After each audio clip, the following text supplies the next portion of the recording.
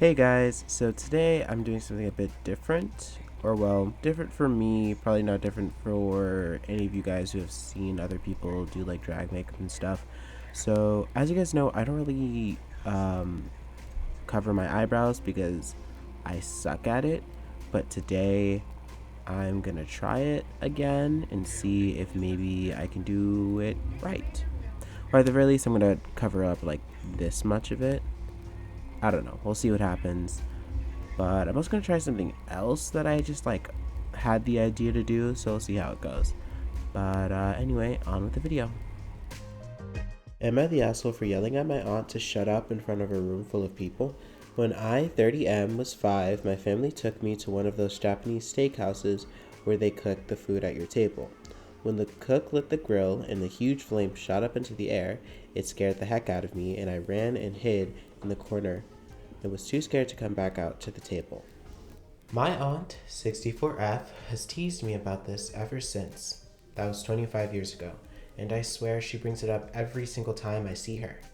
I told her repeatedly to stop talking about it. My parents have also asked her to stop bringing it up, to no avail. It's gotten so tiresome and embarrassing, and she teases me about it in front of the whole family, despite me repeatedly telling her to stop.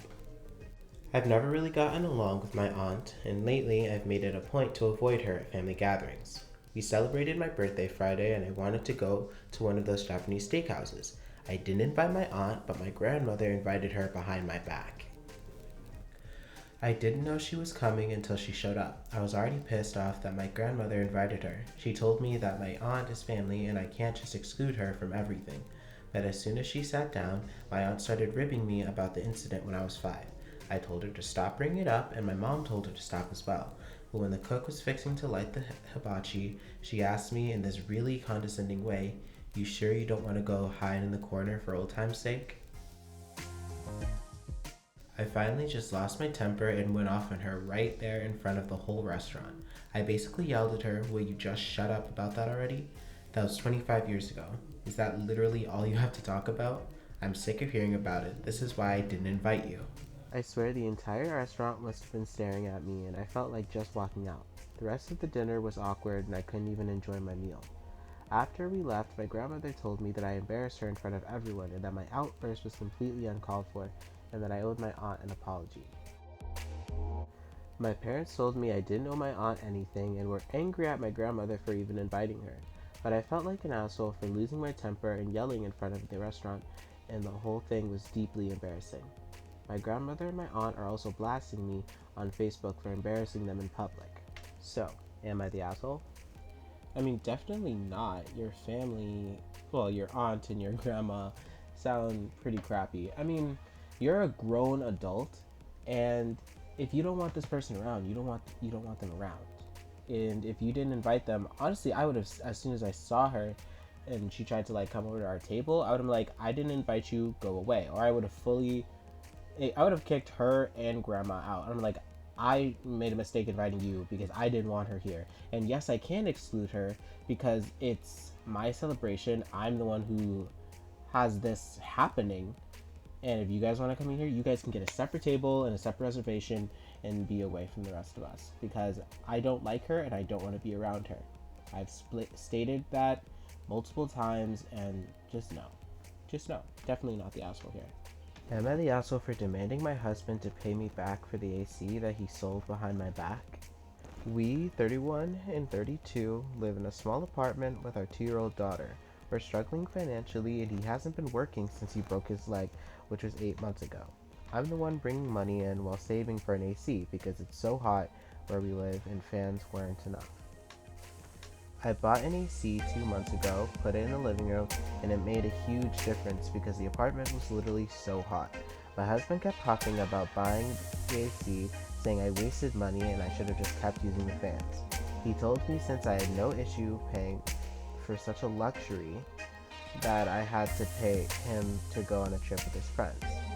I declined because I didn't have the money he was asking for, even after he said he'd pay me back after if I wanted. Also said his friends wouldn't let him go if he didn't pay. I suggested he skip it since it's out of the country type of trip and very costly, not to mention the stuff he'd need for food, sleeping, since they planned to go out on the wilderness. He threw a fit and said he'd skipped the last 3 trips so far, and his injury no longer stood in his way, so he wanted to go. I suggested he go borrow the money from someone he wanted, but he got offended. Days ago, I discovered the AC was gone when I got back from work and freaked out. Turns out he sold it online and waited till I was away to remove it and take it. He tried giving me $100 to guilt me down, but I was seething. I yelled at him and he said he needed the money and nothing valuable left to sell and thought the AC was not a necessity. Still, he offered to save and buy a new one once he started working. I demanded him to pay me back immediately, or I wouldn't be staying in this place with these conditions. Even my daughter hates it how hot it is in here. He started arguing about how unreasonable my stance is, and I told him off. He got some of his friends to contact me, trying to convince me to let him go on the trip. Then we'll figure something out later. And that his mental health was more important, but I responded that if they cared so much about it, then they should have just expected him to go on the trip without paying them. They stopped speaking to me now. He's accusing me of ruining the trip and alienating his friends. I know it's like kind of a small thing, sort of, but like I personally would have left him.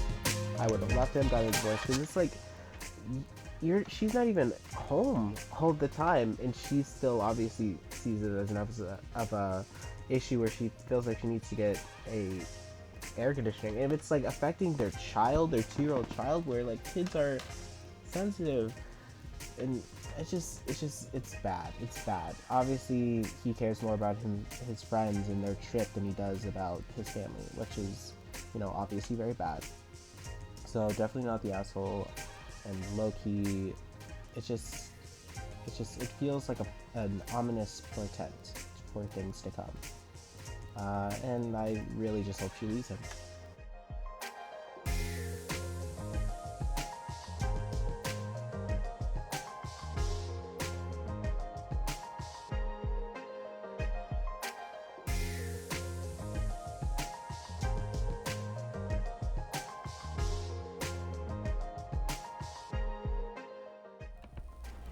And this is the final look. I